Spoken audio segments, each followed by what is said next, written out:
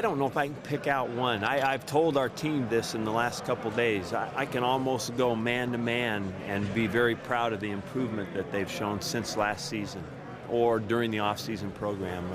You know, just almost to a man on the defensive line, the offensive line, they're better players, you know, and experience obviously helps that way. But, you know, they've also bigger, stronger, faster.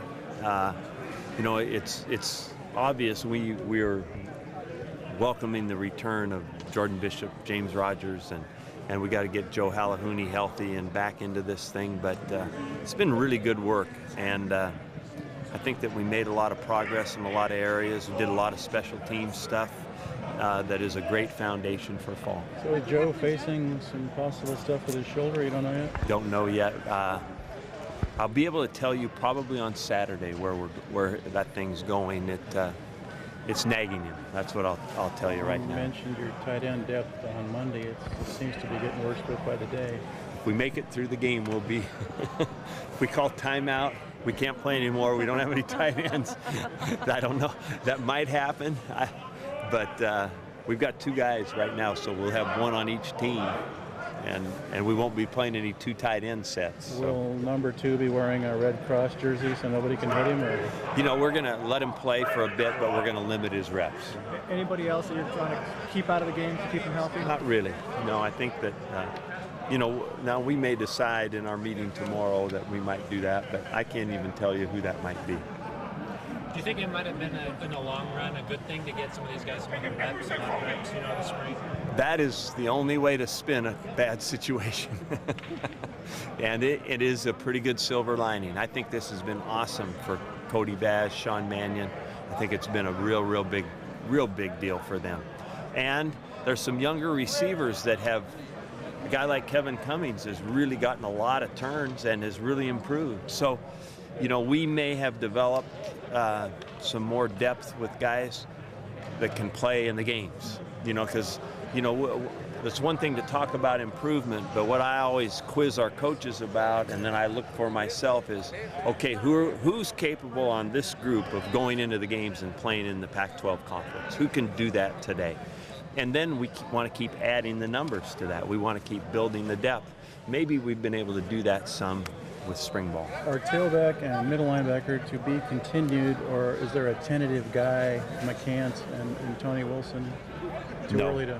Too early, and I don't even want to say their names because it's too close to just single out any guy at either one of those spots without mentioning the other guys. And there's still the 2 contested spots on the O-line at least. At least. Talked about before. Yeah.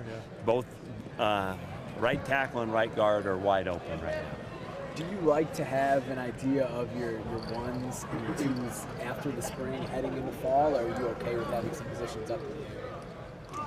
I'm absolutely okay with it because what we've got is not always what we've had, which is more guys that, if we got 2 guys ready to compete for right guard, I think we got 2 guys that can play in those games I was talking about. So we're better off for it. It doesn't have to be decided today. When we get to fall camp, both of those guys will get a ton of reps. Probably flip them back and forth between 1s and 2s, so they just keep, you know, they stay basically knowing that it's even, and let them play for a while before. You know, we want chemistry in the offensive line. We want to build that continuity, but we also want to come up with who's the best player. Sometimes it takes a little more competition and a little longer to find out. Mike, even though Ryan limited for us this spring, does he still progress? Does he still gain something from just being out here? Oh, you know, if you're just watching, you should learn and gain. There's, however, nothing like playing. But at least we were able to mix in, Gary, a little bit of playing and a lot of watching. But he got to throw the ball, got to get his arm going again. You know, he's rusty, but Ryan will start out in the fall well ahead of where he started out last year, obviously, and I hope ahead of where he ended up.